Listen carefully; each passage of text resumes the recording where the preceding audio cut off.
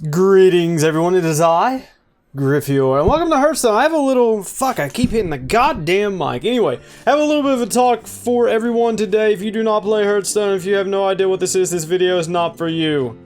So you can click away if you want to just hear me ramble, whatever. Anyway, we are going to be talking about a card today, and it's this card right here, Prince Malchezaar.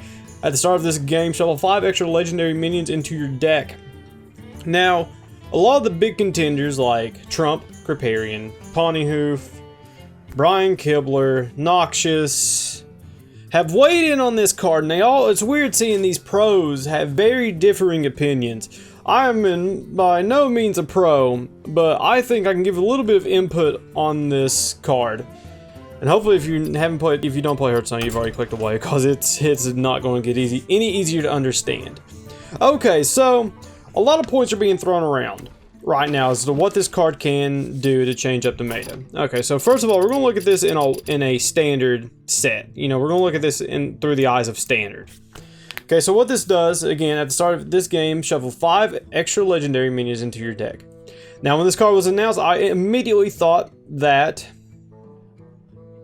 Fatigue and Mill Rogue, well, Fatigue Warrior and Mill Rogue, this is going to be something useful for their advantage, since they get to dodge 15 additional damage on what their opponent does if, you know, they choose their, you know, how they draw their cards correctly and all that. So, one of the biggest gripes I've heard, not a gripe, but, you know, a valid question is what happens if we get some bad legendaries? Okay, so, first of all, let's go ahead. Oh, fuck. Let's go ahead and look at what legendary cards are available right now for whatever. Let's just look at Warrior and Rogue, since those are the only two cards we got, classes we got to worry about. Okay, so Edwin Van Cleef and Zariel. Okay, so pretty good legendaries thus far for those. Oh shit, hold on, what the fuck? Why is Varian Wren? Varian Wren's not standard. Or wait, is he? Yeah, he is. A fuck. I thought he was Goblins and Gnomes for a second. I'm an idiot.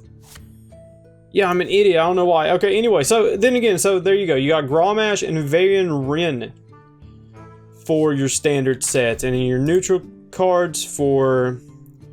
Okay, so this is where we're going to like try to find some kind of bad legendary. I know there's going to be a lot more in Wild, and there's one or two that definitely stand out in standard, but let's look at what we could possibly get that could be bad. You got Millhouse Manastorm. Lord Walker chose a 50-50. Okay, Nat Pagle. He's pretty bad if you're in a Fatigue or Rogue or Fatigue or Mill type situation. Depending. I think he would actually be more helpful for the Rogue. That way the Rogue can draw into more of their, you know, more into their cards, because that's what they're going to need at that point. Gormok, sure, he's pretty bad. Okay, Captain Greenskin, alright. Bolt Frame Shield, I think he'd be pretty solid. Let's see, any more bad legendaries? Maybe Illidan. You've probably already used Juskar Trueheart if you're a Fatigue Warrior. Maybe the Beast. Okay, let's see here. I mean, let's just Sky Cavern Crag, not too good. Ren Blackhand, Cro-Magus Gruul Ragnar's pretty good. Archthief for Palm, sure. Ice Howl, sure. Majordomo, no, that is not good. And then your other legendaries are pretty much your standard fare. Let's go into our wild sets. Wild legendaries. So, let's see here. Still looking for some bad legendaries. Still looking. My Exna is actually pretty useful. Okay, so you could get Stalag and Fugan. Though, I mean, they're a good combo, but on their own, they're not that great. Okay, Hammett, Nessingwary. Remember, this is wild. There's going to be a lot more cards. Okay, is old Murkeye not in standard? I guess not. Okay, anyway, Captain Greenskin's bad. Baron Rivendare is bad, for sure. Oh shit, I don't even have the ones that I could have. Either way, you get what I'm saying. There's not that many bad legendaries that you could draw into. There are not that many bad legendaries you can draw into. Sure, there are some, like Nat Pagle, if you're in a Fatigue situation, but if you drop Nat the Dark Fisher, that's perfect. That is perfect if you draw into if you need your opponent to draw more cards. That way you're ahead on damage. So a lot of like Trump, Noxious, I don't think Noxious is a way to end on. I think he said one or two things. I can't really remember. But Trump has told us that we need to worry about the bad legendaries we get and the probability of us needing a specific card and not drawing that card when we need it. That happens a lot anyway. You know, less so, well, I mean, it's about half and half on, you know, a Fatigue Warrior. It's about half and half. But, and then what you do with Fatigue Warriors when you get Illy Star Seeker, you know, you hold that Golden Monkey until you don't need it anymore, and then you can just throw out legendaries. But most of the experiences I've had with Fatigue Warriors is just straight up they play Golden Monkey as soon as they can. No holds bar. It's like, I don't know, I haven't ran into the first game where they have Golden Monkey, they do not play at the turn they get it. It's a 6/6 taunt. Is it? Yeah, it's a 6/6 taunt for 4 or something like that. I can't remember. Anyway, it's a good body to have on the board. And so I don't know why people are thinking this is not a great card. I think it's a great card because, one, this expands on the idea of hey, you know, we're having decks that are larger than 30 cards. And then maybe with the next patch with the One Night in Karazhan, they say, hey, we need to up the turn limit a little bit, just a little bit. Because the turn limit's like 50, I think. Once you hit 50, both of you lose.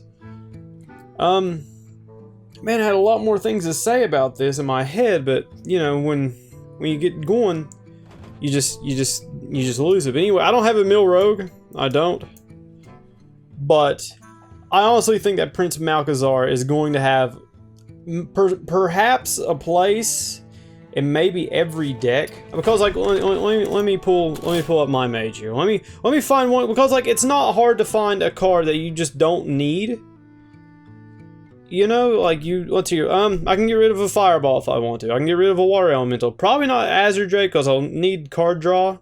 But you know, there's maybe Faceless Summoner. Well, no, he's good tempo. But you get what I'm saying. Let's go back to let's go back to the Fatigue Warrior and see if there's anything that I can get rid of at the 5 cost range. No, I need to keep Brawls. Loatheb, might get rid of Loatheb.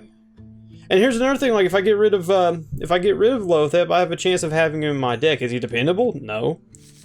But I don't think there's a likelihood of every legendary you get is going to be bad. You know, there's going to be those same case scenarios. But I think a lot of what the pro players are saying is that they're kind of sick of RNG. I mean, RNG is not fun. I mean, it's fun to me. I love RNG, you know? I love, you know, Piloted Sky Golem and the Piloted Shredder into Millhouse Mana Storm. I love it. You know, it's just kind of just the bullshit, you know, situations you have to put up with. But, the developers of Hearthstone understand that, you know, a little bit of randomness is fun. You know, what's not fun is just having a boring meta, because when you get when you get a meta that's kind of stale, there's no RNG to it, there's no chances of this, there's no chances of that, it kind of gets stale, and that's what they're trying to prevent. That's how they're trying to support the longevity of this game. I mean, it's going to be supported for a long time anyway, but they can't go without having a little bit of RNG with the new cards. They cannot, because it'll be So, that's pretty much my piece on Prince Malchezaar. This is my first card review video. I might start start reviewing the entire sets, because I'm playing Hearthstone a little bit more now. Streaming it a lot more. Is there anything else I can say about this card? I mean, stat-wise, it's the same as Pit Fighter. Exactly the same. That's what everybody equates it to. Let me go to all cards. Just looking for anything. Let's see. Okay, so there's the Pit Fighter. Is there anything else you can really equate this to? Not really. Not the exact same stats. But you know, there's nothing. I don't know. I think it's a good card. I think it's a great card, actually. Because when we have this inevitable this inevitable meta of Fatigue Warriors and possibly mill decks. People will be running this in their deck. People will. I mean, it might be Yogg-Saron. It might be just like Yogg-Saron. You know, I don't need to have Yogg-Saron in this deck. Yogg-Saron can make people lose at the end of the game when they're ahead, or when it's when it's tied. Pretty much when the tempo's tied, when everybody both players are running out of solutions.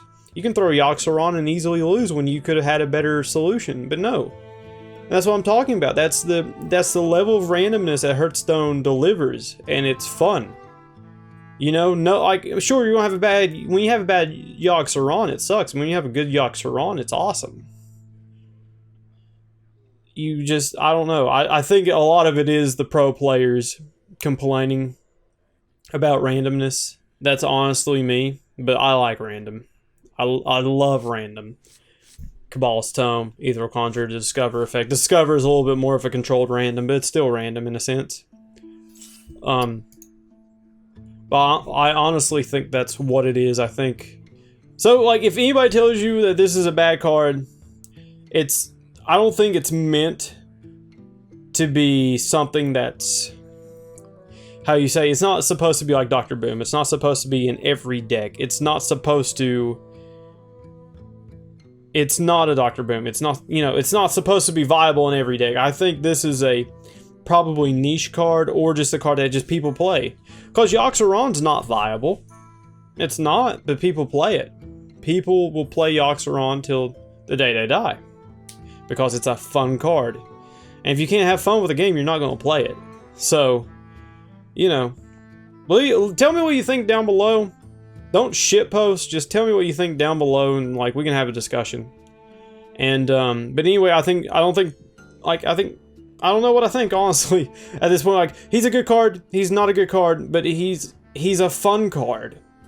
And he does change things for Fatigue Warriors and milk decks. Mainly Fatigue Warriors is what we're talking about here. Because, any 5 legendaries could be beneficial. And especially if you're playing this in standard, chances of you getting a bad legendary are about 25%. I don't know, I'm not doing the exact math, but it doesn't really matter now, does it? So, I don't know. I also don't know if this, like, from the text, purely speaking, at the start of this game, shuffle 5 extra legendary minions into your deck. Okay, so it says shuffle 5 extra legendaries, so that could be a possible duplicate legendaries, which then again isn't the worst thing ever. It's not. It really is not. Anyway, that's pretty much all I have to say about this. I've seen it blow up on the forums, and I just thought that maybe I could throw in a little bit of information here to probably say, hey, it's not that bad of a card. I honestly see it in the meta. I can see it in the meta. It's probably definitely going to be in Fatigue Warrior. Mill Rogue, a lot of people will say that, if they draw into a card that they don't need, well, I mean, how many tools does Rogue have to draw cards? I mean, they've got plenty of tools, honestly. Let's hear your Shiv. Hold on, oh yeah, let's just look at standard right now. Shiv, Burgle. That's not drawing cards, but that's getting cards. Shiv, Burgle, Fan of Knives, Seer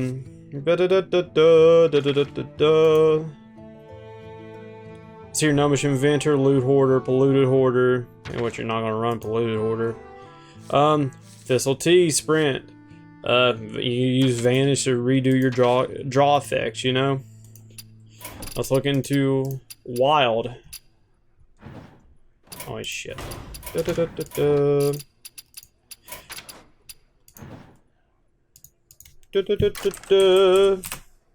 Damn it, come on. Okay, Blood Mage Thalnos. Let's see, any more? Thistle Tea, okay. So your Loot Hoarder, Acolyte of Pain. I really wouldn't recommend Nat Pagel for that. You're going to have your Grimscale Oracles in there for sure. You're going to have one of those. Cult Master, not so much. Gadgetzan Auctioneer, of course. Jeeves, maybe. Chromagus. A lot of people, they're worried. I don't understand. They're worried about something that they don't even know is going to be a problem yet. You know, like, I mean, how many times have we seen this from pro players say, oh, this is going to be a bad card, and then it gets played over and over again. But anyway, that'll be it for today, everyone. I've taken fucking 15 minutes of your time. Thank you all for watching, and I guess I'll post a review video of all the cards when they come out, because there was just some just announced. And yeah, but anyway, thank you, and I will see you next time. Goodbye.